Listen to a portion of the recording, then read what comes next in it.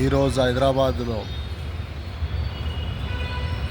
ఎటు చూసినా పెట్రోల్ పంపులు, గ్యాస్ స్టేషన్ల వద్ద ట్రాఫిక్ జామ్లతో ప్రజలు ఇబ్బంది పడుతున్నారు. హైదరాబాద్లో ఎటు చూసినా పెట్రోల్ పంపుల్లో వందల కొద్ది వాహనాలతో ఎటువంటి పని చేసుకోకుండా పెట్రోల్ పంపుల దగ్గరనే టైం అంతా వాళ్ళది వృధా అవుతుంది.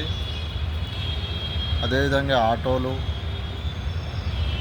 మరియు కార్లు ఏవైతే గ్యాస్తో నడిచే సిఎన్జి కానీ ఎల్పిజి కానీ నడిచే వాహనాలు ఉన్నాయో అవన్నీ కూడా లైన్లో నిలబడి రోజుల తరబడి గ్యాస్ కోసం, పెట్రోల్ కోసం రోజుల తరబడి వాహనదారులు ఇబ్బంది పడుతూ హైదరాబాద్ నగరంలో ఎటు చూసినా ట్రాఫిక్ జామ్లు ఉన్నాయి. దీనంతటికీ కారణం పెట్రోల్, గ్యాసు ఏదైతే బయటి నుండి రావాల్సిందో యుద్ధం కారణంగా ఆగిపోవడం జరిగింది.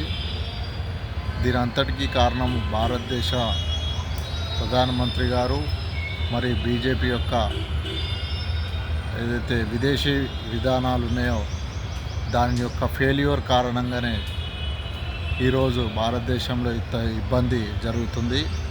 దీన్ని పూర్తిగా బాధ్యత వహిస్తూ దేశ ప్రధాని గారు రాజీనామా చేయాలని డిమాండ్ చేస్తున్నాం.